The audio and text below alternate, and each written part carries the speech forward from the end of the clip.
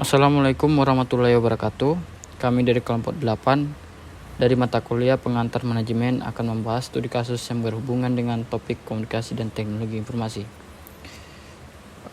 Kami dari kelompok 8 yang beranggotakan Fadila Azahra dengan NIM E14190009, Hasna Sri Aprilianti dengan NIM E14190057, Muhammad Rafi Hudoyono Zati E14190113, Rahmat Asy'ari dengan NIM S14190092.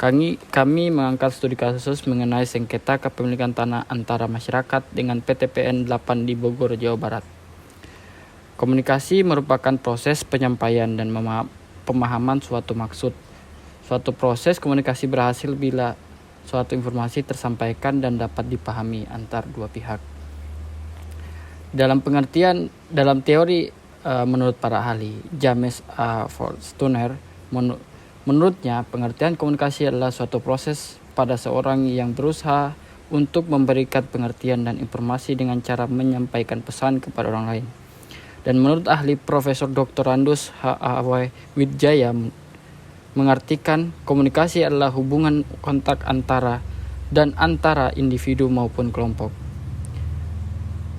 Kaitan antara komunikasi dengan permasalahan yang kita ambil adalah masyarakat yang dihadapi oleh masyarakat Bogor, Jawa Barat dengan PT Perkebunan Nasional 8 mempunyai permasalahan sengketa tanah. Masyarakat tersebut mengklaim kepemilikan tanah yang dikuasai oleh PTPN 8 sudah tidak bisa menguasai karena PTPN 8 tidak menggarapnya selama lebih dari 30 tahun. Hal ini dikomentari oleh PTPN bahwa masyarakat tersebut sudah melanggar UU Undang-Undang tentang Agraria, sehingga PTPN tersebut menggugat masyarakat ke Pengadilan Negeri. Dalam sebuah organisasi, komunikasi memiliki 4 fungsi utama. Yang pertama ada fungsi kontrol. Komunikasi berperan sebagai cara untuk mengetahui keadaan seseorang sehingga sebuah keputusan dapat dilihat dan dipertimbangkan berdasarkan keadaan orang tersebut. Biasanya, fungsi kontrol menggunakan cara yang bersifat memaksa dan terdapat konsekuensi jika terjadi pelanggaran. Yang kedua, ada fungsi informasi. Komunikasi merupakan proses pertukaran atau penyampaian pesan dari sumber kepada penerima yang akan melahirkan tanggapan atau umpan balik. Yang ketiga, fungsi motivasi. Komunikasi juga bisa dijadikan sebagai alat untuk memberi motivasi kepada seseorang dan caranya bersifat lembut, tidak memaksa seperti fungsi kontrol. Yang keempat, ada fungsi ekspresi emosional. Melalui komunikasi, kita dapat mengekspresikan apa yang kita rasakan dan biasanya ketika seseorang mengekspresikan emosinya, ia mengharapkan tanggapan atau saran dari pendengar. Menurut David Berlow, terdapat 3 tujuan komunikasi, yaitu yang pertama memberitahu, menyampaikan sesuatu hal, gagasan, pemikiran, perasaan, dan atau sejenisnya. Kedua, membujuk, mengubah perasaan atau emosi dari seseorang.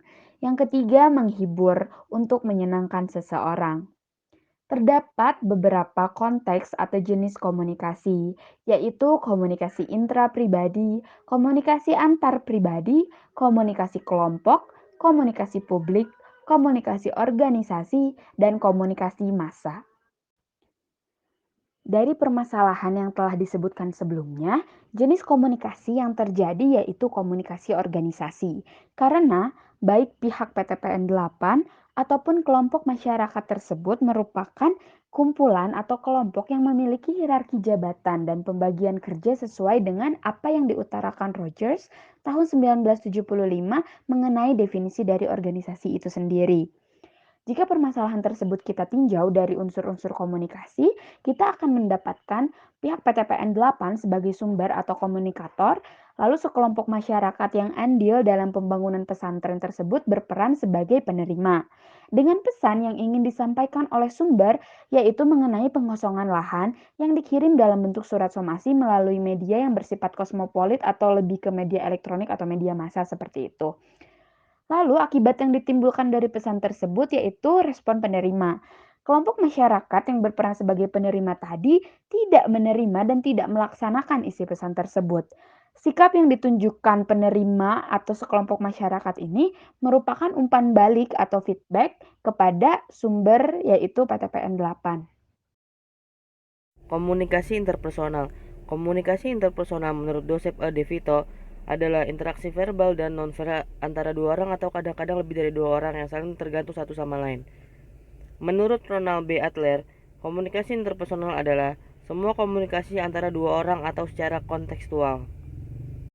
Jadi bisa kita simpulkan bahwa komunikasi interpersonal adalah komunikasi yang dilakukan dalam suatu hubungan interpersonal antara dua orang atau lebih, baik secara verbal maupun non-verbal. Macam-macam metode komunikasi interpersonal, yaitu face-to-face, telepon, group meetings, formal presentation, memos, traditional mail, mesin fax, employee publication, bulletin boards, audio dan video, hotlines, email, computer conferencing, voicemail, teleconference, dan video conference. Efektivitas komunikasi interpersonal terjadi jika dua individu atau lebih yang sedang berinteraksi mencapai pengertian atau persepsi terhadap sesuatu yang sama. Pada akhirnya, komunikasi tersebut akan berlangsung dalam suasana yang menyenangkan dan berdasarkan hal tersebut tercapailah efektivitas komunikasi interpersonal. Komunikasi akan efektif jika menggunakan pendekatan yang tepat sehingga membantu individu dalam mencapai komunikasi yang efektif. Pernyataan tersebut mendukung pernyataan yang mengemukakan bahwa komunikasi yang efektif dapat dilihat dari kemampuan individu dalam menyampaikan maksud dan isi hati secara profesional sesuai dengan kompetensi individu masing-masing. Efektivitas komunikasi interpersonal dapat dicapai dengan 5 aspek dari sudut pandang pragmatis yang dikemukakan oleh DeVito. Aspek-aspek tersebut meliputi kepercayaan diri, kesegeraan, pengolahan interaksi, ekspresif, dan orientasi pada orang lain. Selain komunikasi organisasi yang terjadi di dalam permasalahan tersebut, terdapat juga komunikasi interpersonal yang dilakukan oleh orang-orang yang tergabung dalam organisasi itu sendiri. Contohnya seperti karyawan menyampaikan bahwa telah terjadi alih fungsi lahan kepada atasannya. Komunikasi merupakan nafas dari keberlangsungan sebuah organisasi. Suatu organisasi tidak akan berjalan tanpa adanya komunikasi. Hal tersebutlah yang melatar belakangi studi mengenai komunikasi organisasi, di mana komunikasi organisasi sendiri merupakan suatu jaringan komunikasi antar manusia yang saling bergantung satu sama lainnya dalam konteks organisasi. Menurut Arnold dan Feldman pada tahun 1986, komunikasi organisasi adalah suatu proses pertukaran informasi di antara orang-orang dalam suatu organisasi, di mana di dalamnya terdapat 4 tahapan komunikasi yang meliputi atensi atau perhatian, komprehensi, kebenaran atau fakta, dan retensi. Dalam studi kasus sengketa kepemilikan tanah antara PTPN 8 dengan kelompok masyarakat, komunikasi dalam organisasinya dapat terjadi secara formal maupun informal, di mana komunikasi formal terjadi saat komunikasi mengikuti rantai komando resmi. Misal, komunikasi dari atasan kepada bawahan ataupun dari bawahan kepada atasan, di mana komunikasi itu dibutuhkan untuk melakukan suatu pekerjaan. Sedangkan komunikasi informal terjadi saat para karyawan berinteraksi sosial satu sama lain, guna meningkatkan kinerja organisasi dengan menciptakan saluran komunikasi alternatif. Dalam studi kasus ini, arah aliran komunikasi yang terjadi ada 2.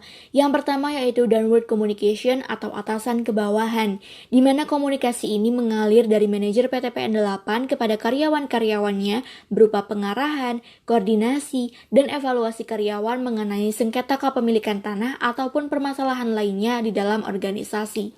Downward communication ini juga dapat terjadi saat manajer ataupun karyawan dari PTPN 8 memberikan pengarahan, koordinasi, ataupun sosialisasi kepada kelompok masyarakat.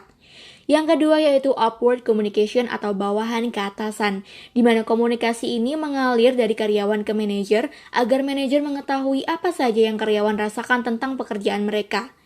Upward communication ini juga dapat terjadi saat PTPN 8 menyampaikan somasi kepada masyarakat, di mana sebelum adanya somasi pasti akan ada upward communication, di mana bawahan menjelaskan kepada atasannya tentang fungsi lahan tersebut, serta bagaimana respon atau pendapat dari kelompok masyarakat mengenai hal tersebut. Dari arah aliran komunikasi, kita dapat mengetahui jaringan komunikasi seperti apa yang ada dan terjadi di dalam studi kasus ini. Dalam studi kasus ini, jaringan berbentuk rantai atau chain, di mana ini merupakan rantai komando formal dari atasan ke bawahan maupun dari bawahan kepada atasan. Kaitan sistem teknologi informasi dengan permasalahan ini adalah komunikasi antar kelompok terjadi saat PTPN 8 melayangkan surat somasi kepada kelompok masyarakat tersebut pada tahun 2020. Surat somasi tersebut merupakan bentuk komunikasi yang dilakukan oleh PTPN 8 dengan pihak masyarakat yang ada di Bogor, Jawa Barat. PTPN 8 tersebut memberikan surat somasi dengan maksud kelompok masyarakat segera meninggalkan lokasi tersebut yang merupakan areal hak guna usaha atau HGU yang dikuasai oleh PTPN 8. Akan tetapi, kelompok masyarakat tersebut tidak menanggapi surat somasi tersebut dan mempertahankan tempat tersebut dikarenakan mereka sudah melakukan pembangunan sebuah pondok pesantren sejak tahun 2013. Permasalahan komunikasi ini telah disayangkan oleh beberapa pihak karena pihak PTPN tidak segera bertindak untuk membicarakan permasalahan ini kepada masyarakat pada saat pembangunan pondok pesantren dimulai pembangunannya pada tahun 2013. Sehingga kelompok masyarakat berani membangun lahan di area PTPN 8 tersebut. Sekian presentasi dari kelompok kami, kurang lebihnya mohon maaf. Wabillahi taufiq wa hidayah. Wassalamualaikum warahmatullahi wabarakatuh.